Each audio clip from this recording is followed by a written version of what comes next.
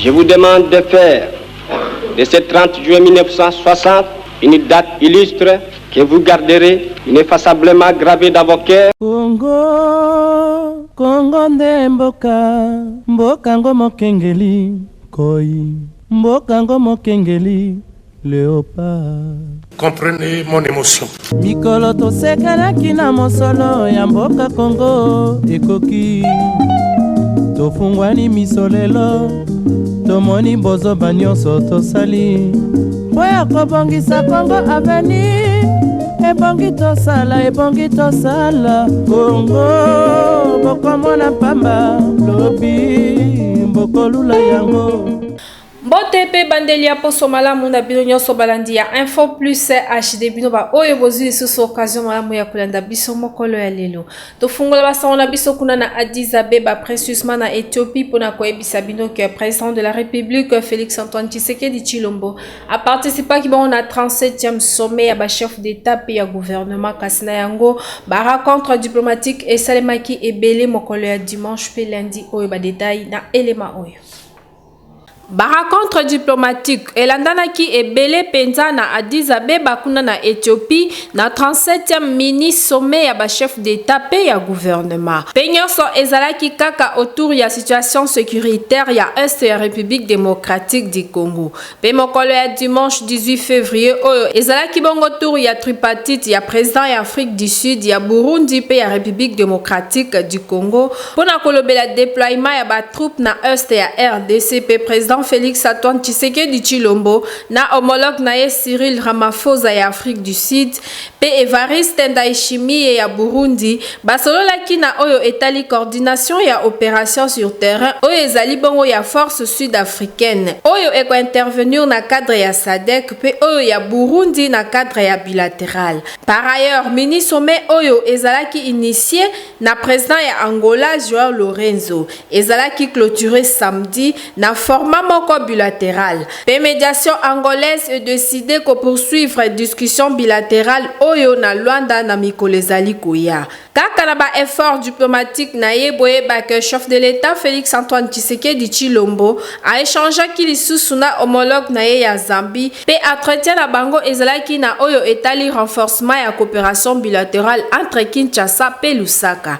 Kaka na oyo etali coopération oyo pe président Félix Antoine Tshisekedi Tshilombo asololaki na président Denis Sassou Nguesso ya République ya Congo. Pe Soudan du Sud na ngambo na bango ba profitaki na occasion oyo pona ko féliciter président Félix Antoine Tshisekedi Tshilombo pona réélection na ye à la tête ya République démocratique du Congo. Pe président Salva Kiir asololaki na homologue na ye Félix Antoine Tshisekedi Tshilombo. Kaka na oyo etali diplomatie président Félix Antoine Tshisekedi Tshilombo na qualité na ye ya médiateur na Tchad ayambaki bongo premier ministre tchadien pe basololaki bongo na oyo etali processus politique. Pe premier ministre ya République ya Éthiopie azangaki te kokutana na président ya République démocratique du Congo. Ya bango masolo ezalaki pona renforcement de liens de coopération ya deux pays. Bosimba lisusu ke président Félix Antoine Tshisekedi Tshilombo kakawana asentretenaki pe na madame Molifi oyo azali bongo sous-secrétaire d'État américain en charge des affaires africaines. PCG ya masolo na bango ezalaki na situation sécuritaire ya Est ya République démocratique du Congo. Tozonga na ville province ya Kinshasa direction chambre basse ya parlement pona koyebisa bino que plénière moko eza convoqué lundi oyo kuna pona ko élaborer tope ko adopter règlement d'intérieur ya chambre basse ya parlement ya législature ya 2024-2028. Plénière moko eza convoqué lundi oyo na Assemblée nationale pona ko élaborer pe ko adopter règlement intérieur oyo ekosunga ba député tout au long ya nouvelle législature oyo.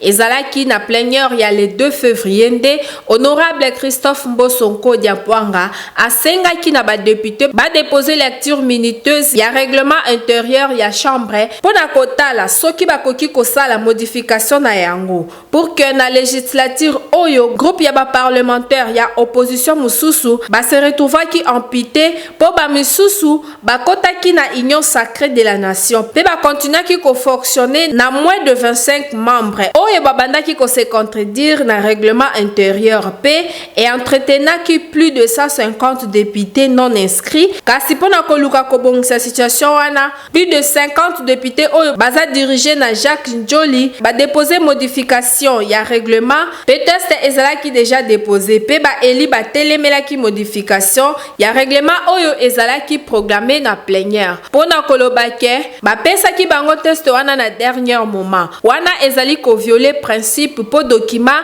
ya musala epesamaka na 48 heures avant pour permettre bango batanga yango malamu pour que bayeba nini oyo bako retenir. Congolais nyonso topé monde entier eyebi que Est République démocratique du Congo eza touché na ba rebelle yango na mokolo ya samedi oyo bombe moko ekweyaki bongo na aéroport ya Goma pe porte-parole ya ba FARDC asali message ya kosenga population bazala na kimia. Dans la nuit du vendredi 16 au samedi 17 à 2h du matin heure locale, les drones d'attaque de l'armée rwandaise qui ont quitté bien évidemment les territoires rwandais ont violé les limites territoriales de la République démocratique du Congo et ont visé les aéronefs de forces armées de la République démocratique du Congo au regard bien évidemment des trajectoires suivies par les tirs de ces drones. Mais cependant, nous vous informons que les aéronefs des forces armées de la République démocratique du Congo n'ont pas été touchés, mais c'est plutôt les avions civils qui ont été non seulement touchés, mais aussi endommagés. Merci. Info plus H213 obenga yo mutolingo koma professionnel ya média yaka kozwa formation ya malunga. Info plus H213 fongoli ba porte na yango pona yo mutu olingo koma professionnel na média. Yaka kozwa formation ya malonga, formation et kuba. Na Info plus H213, bazo pesa ba formation lokola, ya prise de vie, okoma cameraman tope camera woman moko professionnel. Montage vidéo pe ezo pesa ma kitoko. Bongo po na régie télé, na Info plus H213, formation eza ya régie télé numérique. Donc télévision ya kilelo po na pilotage ya drone, wana kutu jemuke na Info plus H213. Côté journalisme, kobanga na yo te po formation na yango ezo pesa ma soin pe okokoma journaliste professionnel ya ko présenter ba journal, ko animer ba émission pe ko sala ba différents services nyonso oyo ezalaka na kati ya journalisme. Kasi na suka ya formation, tunanga nini okoleka na jury, na défense pe okozwa brevet na yo oyo eza qualifié et ko permettre yo osala musala partout dans le monde. Ya malamu lisusu na Info plus H213 eza que ba apprenant ba kendaka ko sala ba pratique na bango libanda ya ville province ya Kinshasa. Donc na ba province mususu pona ko découvrir lisusu makambo ebele. Kasi pona ko koma na Info plus H213 eza nango simple. Ezwami juste sur l'avenue Kisangani numéro 38 na quartier Baoba na commune Yangaba. Référence maison communale Yangaba. Tope obengi bango na ba numéro oyo eza affiché na se ya télévision na yo. Yaka kozwa formation na Info plus H213 okozala jamais déçu. Bilengi ya formation ezande na Info plus H213. Info plus H213 ezokomisa bato utile na société. Na Info plus H213 moko ya baprena alakisi ndenge ayekola kibongo régie télé numérique. Awa tozali na kati ya salle ya régie télé ya Info plus H213 na kati awa tosalaka ba mixage, ba enregistrement pe ba live na biso toujours na monde ya numérique. Pona kolakisa bino que awa na Info Plus HD Center tozoka kaka ba théorie te kasi la kapé 100% pratique bozena lakisa bino eloko moko. O ezali logiciel VMix. VMix est un logiciel où esungaka biso pona ko diffuser en direct pe ko sala ba enregistrement na biso toujours na monde ya numérique. Kasi VMix ezalaka accompagné na mixeur audio o e permetaka biso tozwa ba son na biso kitoko makasi. Lelo nazolakisa bino comment ko diffuser vidéo moko en direct na VMix.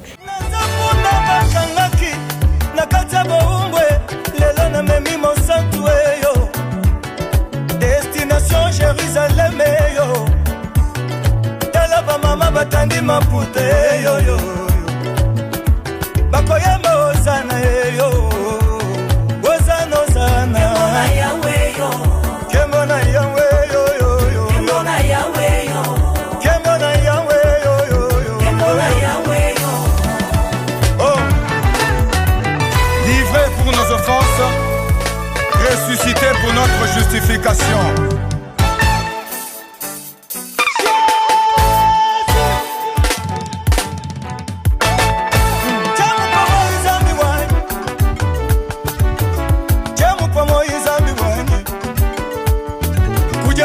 Musoma zambi wanye Yona wakajila mwani zambi wanye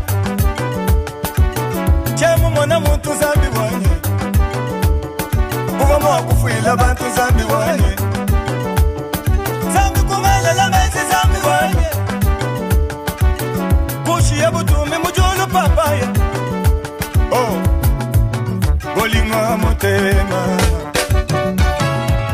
Bomoni ndenge na uti ko diffuser en direct vidéo na moko na logiciel VMix. Kasi na bengi bino nyonso o boza na banda ko za kana besoin comme professionnel yaka awa na Info Plus HD Center pour awa tozaka ba formation 100% pratique. Constamment en rédaction il y a Info Plus HD et sali que ba expatrié au tobenga ka bango bali banet pe ba chinois ba respecta ka ba congolais te pourtant ba sala ka mbongo na mboka na biso nini et sala ka que respect wana ezalate boyo ka population eloko sala ka ba maltraiter biso po biso soko longwana na Congo okeno na mboka monet ba Afrique du Sud okeno ba Nigeria okeno ba Dubai ozomona piyote na bango ezali nanu bango moko nanu bango yo sanga na mwana mtu ya kolomboka yana te neti na end yo kero ko finga indien yo nani okay finga indien mena mboka na biso alibana zo sanga na mtu pona nini azana general moko na sima na ye azana mtu moko boye na sima na ye azana soi-disant président moko na sima na ye eza malamu te étranger na mboka na bango nga congolais na ko sala o na ko linga te na ba limite mais na mboka biso to remaka ke no étranger lisusu aza na droit ko le quand même nga mukolo mboka e ko za ke no ngane na bona ko beba na étranger mo bo mona ba policier ba oya ba okanga ngai ba tiki étranger wana oke ngana mwana mboka na ba droit na ngai même constitution epesinga ba droit na ngai mais na mboka biso ezala ngo respecté te donc autorité ba kontina biso ba kipaka biso te o mboka na biso otra biso la banyama lokola ba boy so bango bazwa mbongo kuna biso to ebi mais faut ça la droit na biso ko ezala ngo jamais traja koya on m'a dit on salela ye ozotekela ye akofunga we imbécile mbwa makako bilo wana eza malamu te vraiment biso na ba distraction osala nini na moto osala biso nyonso toyebi ke mobeko moko ezala signé ya parité donc mwasi akoki kosala nyonso oyo mobali asalaka est-ce que eza mabe to malamu to pe ekoki kokomisa basi mosusu fierté eza ça dépend éducation ya mwasi azwa eza na mwasi mosusu akokoma na bisika o mibali bazali azane mokonzi mais éducation oyo azwa akozala kaka malamu par rapport ya kozala na poste wana ezati akokoma orgueilleuse eza na ba misusu éducation yazwa eza ya bien te botie na poste boya komi net mobala fuka maliboso na ye eza ça dépend éducation mwasi azwa ezati ke mwasi nyoso faza akozala orgueilleuse akomi autorité mobo amoni mwasi aza être oyo toujours nzambe asala mwasi azala kaka orgueilleuse na nyonso azala très intelligente ou azala très intelligente mwasi azalaka orgueilleuse eza nzambe ndenge asala bango. Vous comprenez? Oui. Eza ndenge nzambe asala bango. Et puis momoni basi etre wana na vie alingaka te baloba na ye okomi mukolo. Preuve eza nini? Soko moni mwasi aotambola na God, soko fongoli God na ye wana eloko liboso okomona miroir, okomona biloko beauté. Eza eloko parfois akoko sala beauté wana na ndako abimi ne atiki nini wana me akotambola nango. Monde eza ko évoluer, il faut to koma na makambo eza ko sala ma mikolo. Makambo ezalaka liboso ke mwasi akoko loba liboso bato te, mwasi akozwa entreprise na charge na yete, mwasi ako diriger boete te wana eza batama ko révolu. Ezala mwasi eza mbale biso te otanga na ba école moko. C'est-à-dire ndenge moko baza ko pesa biso baku ndenge moko mwasi pe aza kozwa ngo. Alors na capacité eza intellectuelle mwasi akoko zala inférieur na mobali te. Mais ezala makambo misusu oke non esengeli ka mobali asala on mena makambo eza intellectuel vraiment mwasi akozala inférieur na mobali te. Parité ezo exige biso mwasi asala o nyonso mobali akoko sala mais mwasi akoki yango ekokomisa mwasi lolendo te yango pe ekokomisa mwasi mutu makasi te parce que même Bible esopesa biso ke mwasi aza nano aide. Na ville provinciale ya Kinshasa soki otamboli na ba Carrefour to pe ba rond-point okokuta bato batelema na ba bafle na ba micro kosengela ba orphelin ba mbongo. Est-ce que eza malamu to pe mabe to pe ekoma na ngonde copie ya bato misusu? L'État il faut na pesa mobeko na ye moko parce que mboka ezalaka gérer na mibeko ya mboka. Biso pe toza komona ngo ndenge baza koleka lokola tozo comprendre ndenge mituka ezoleka na nzela. Baleki après 20 minutes musu baleki après 30 minutes baleki na to ebite orphelinat ezalaka bote. Moto ava créer orphelinat na c'est-à-dire na mo ba moyen na ye alinga sunga bana. Azana ba place na ye, adresse na ye, azana ndako na ye makambo to eza quand même normal. Soki azangi ndase mapeta ko na lisungi melela orphelinat komi nango loko mongo moto azumwa bana 10 atie bango na ndako na ye. Na tonga memisa bango ba bafle na basai ko kena ko lukaka mbongo. Façon penza bien te l'état landela bango wana eloko wana ekomi ebele awa na mboka Kinshasa. Tosali ba constat tomoni ke eza partir ya ba parents nde bazo komisa penda donc bana bakoma kabongo bana bazolia bien te na bandako na bango e komita mususu penda donc azana ependa orphelin te mais ye moko amitié penda ke no aza orphelin kotambola penda donc na ba mama na bo batambola ba bafloana chaque jour ba mususu ba Congo sala commerce na makambo wana mususu baza ba orphelin mais mususu baza ba orphelin te ba mama so ko ki ma charge na ndako azwi bana na ye aketika bango na orphelinat pour bango bazwa charge tani si ba orphelin mususu pe komi kaka en voler comme ça akoki kozwa bana po bike na kati orphelin ezana bato baza kotika biloko azaba po nourrir profiter pe sima bana wana de commune de ebele baso bakoza bakuti kingasani kuna baye bayo osenga koto na ngaba tani fu basenga kingasani ya ngaba basenga metodo pe kaka na cadre orphelin baza pe ba orphelin. Info plus HD 113 obenga yo mutolingo koma professionnel ya media yaka kozwa formation ya malunga. Info plus HD Centre fongoli ba porte na yango pona yo mutu olingo koma professionnel na media. Yaka kozwa formation ya malunga, formation et kuba. Na Info plus HD Centre bazo pesa ba formation lokola ya prise de vie okoma cameraman tope camera woman moko professionnel. Montage vidéo pe ezopesa ma kitoko. Bongo pona régie télé. Na Info plus HD Centre formation eza ya régie télé numérique. Donc télévision ya kilelo pona pilotage ya drone wana kutu jemuke na Info plus HD Centre. Côté journalisme kobanga na yo te po formation na yango ezopesa ma soin pe okokoma journaliste professionnel ya ko présenter ba journal ko animer ba émission pe ko sala ba différents services nyonso oyo ezalaka na kati ya journalisme. Kasi na suka ya formation tunanga nini okoleka na jury na défense pe okozwa brevet na yo oyo eza qualifié et ko permettre yo osala musala partout dans le monde. Ya malamu lisusu na Info Plus HD Centre eza que ba apprenant ba kendaka ko sala ba pratique na bango libanda ya ville province ya Kinshasa. Donc na ba province mususu pona ko découvrir lisusu makambo ebele. Kasi pona ko koma na Info Plus HD Centre eza nango simple. Ezwami juste sur l'avenue Kisangani numéro 38 na quartier Baoba na commune Yangaba. Référence maison communale Yangaba. Tope obengi bango na ba numéro oyo eza affiché na se ya télévision na yo. Yaka kozwa formation na Info Plus HD Centre okozala jamais déçu. Bilengi ya formation ezande na Info Plus HD Centre. Info Plus HD Centre ezokomisa bato utile na société.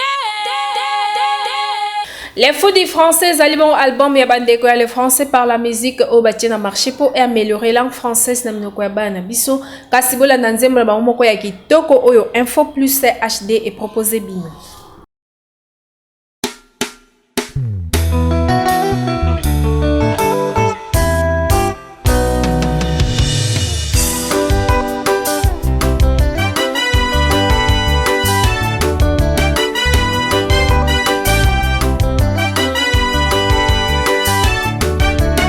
Savoir écrire et lire est indispensable dans la vie de l'homme. J'apprends l'alphabet français. A. Alphabet. B. Bébé. C. Cécile. D. Dodo. E. Écolier. F. Famille. G. Géographie. H. Homme. I. Image. J. Journal. K. Kiosque. L. Livre. M.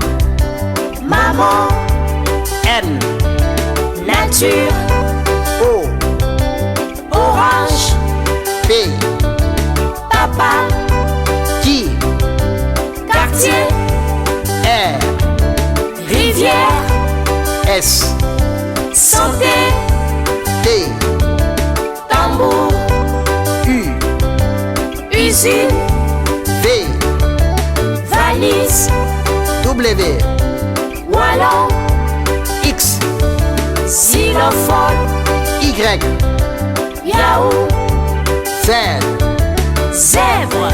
L'alphabet français a 26 lettres. Je m'en vais citer les 26 lettres de l'alphabet français. A, B, C, D, E, F, G, H, I, J, K, L, M, N, O, P, Q, R, S, T, U, V, W, X, Y, Z.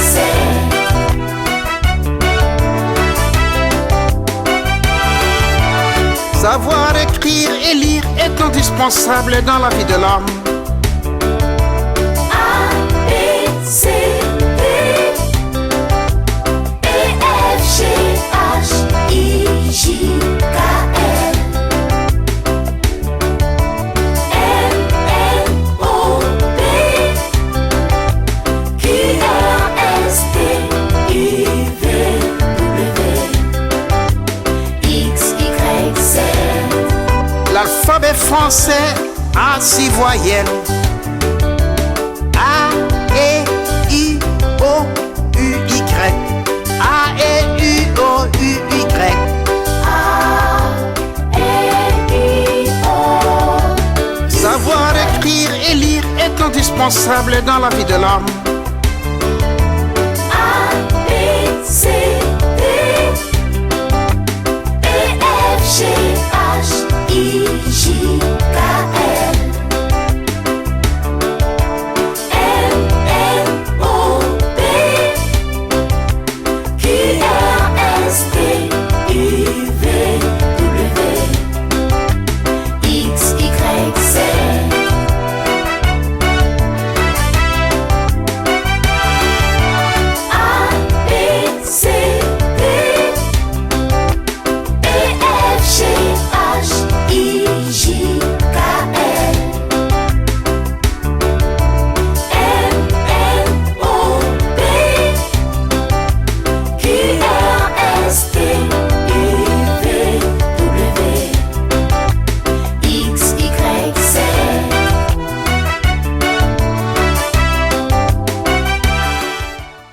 Invité du jour, il y a la rédaction, il y a Info Plus HD et Tchelibino Elema Oyo. Bandeko baboti, bandeko bana biso, mpe bandeko promoteur ba école. Boyebi français na mboka oyo, langue enseignement. Ye azali tilo azali professeur, azo tangisa français na ba école. A constaté défaillance mingba ba faible mix sa élève. Atangisi mbola ebele, mais niveau ya bana français za ko diminuer kaka. Eza ko kita be ko kita. Il y a une idée, il y a ko tangisa bana wana, il y a ko pesa mateya na ye na ndenge mususu. Omoni likanisi ya azui, yangwana vraiment il faut te féliciter ye. Azui likanisi wana, abi essayons de faire autrement. Bana balingi musique mingi, bana balinga musique mingi. Alors lui na le canal leisa bango na nope, Mathéo na pesa bango na créer na classe bazo similaire. Pour niveau bana zo kitabe ko kita. Na leisa bango siko na musique. Allez, siko yo.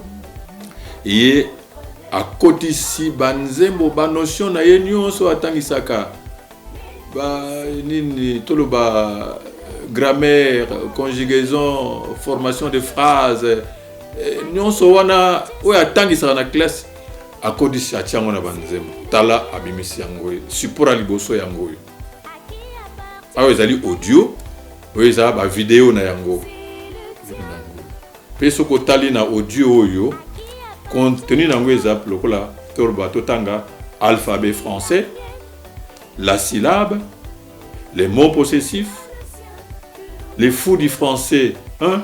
Et bien faut baser ma bomana, les fous du français, les fous du français, 1, les fous du français 2, les 4 points cardinaux, azako Mbappé, ba notion mususu maté les kana classe les 4 points cardinaux. On est allé cours de français et message géographie.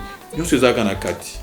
Et ça 8 chansons mobimba, mais ce côté nous avons on peut avoir ici je crois que 10 ou bien 13 leçons. Et ça dans l'album français est la langue enseignement. Français est la langue officielle au niveau administration. Et français, ce que tu as au niveau de Mboka, français, et ce qui permet de communication dans Mboka, dans Paya, dans Batumususu, au Baïbilinga la tête. Par exemple, il y a France, il y a Canada, il y a Côte d'Ivoire, il y a Congo-Brazzaville ici. Brazzaville coûte tout le bâté parce que bon, il y a le Lingala. Mboko, il y a le Lingala, il y a le Swahili, il y a le Kikongote, il y a le Chilubate, il y a le français. Donc nous avons intérêt aussi à ce que tu maîtrises français pour des besoins de communication avec ceux qui ne connaissent pas nos langues nationales. Donc ils ont intérêt à maîtriser français. Alors dès qu'il y a une initiative, il faut encourager pour à partir de moi déjà maîtriser français à partir de l'école. Il y a toujours à disposition. Il y a Baboti pour Nabana au niveau d'Andako. Puis, à niveau à école, on peut avoir ça. Ça peut aussi faire, c'est un instrument didactique, hein? Ça peut servir un instrument didactique par exemple. Bon, on a des leçons, on a tous des vidéos, et ça, on a dans la classe. On m'a donné à maîtriser les mots possessifs, on a des gestes. Donc, ça dépend de la façon dont chaque professeur a utilisé à niveau à l'école. Voilà un peu ce que nous pouvons. Il y a beaucoup de choses à dire ici, mais nous avons seulement voulu présenter ça. Na bino pour boyeba ndenge beaucoup consommer ango, ndenge beaucoup encourager ndeko na biso, na innovation oyo azali ko apporter na domaine et enseignement. Donc nous vous donnons l'occasion en tout cas de soutenir notre ami et tous les mbela na ba organisme oyo ba ko epe ko sunga ndeko. De façon que tout ça, ça demande de l'argent, ça demande des moyens pour multiplier les vidéos et les libellés. Ça, c'est au niveau du gouvernement. Bien sûr, nous pouvons vendre ça au niveau des écoles privées et tout ça. Mais le gouvernement n'a pas ça. Si le gouvernement est en retard, nous pouvons voir comment nous occuper comme il faut de l'éducation de nos enfants. Voilà, on a passé merci Ming na Bandekoya. Il y a Info Plus, on a l'occasion de passer pour te présenter instrument éducatif, cet instrument éducatif. Na élément oyonde elakisike tokomi na suka ya Info Plus HD ya lelo. Merci na confiance et fidélité oyo bozala ngo ya kolanda biso tango nyonso. Merci na équipe technique et rédactionnelle ya Info Plus HD na musala kitoko basaeli bino. Un grand merci na les valables motoma ko bien na bakisela et papa social na pesimbote na papa Evi Makuba kasi édition na biso ya lelo na dediango na Cédric Bambambo kita oyo nga na benga kae opportuniste o azali bongo molandi ya solo ya Info Plus HD. Ce que Jésus Christ Nzambe ya pasteur acheté lita ayeite ngai na binoto kutanaka awa.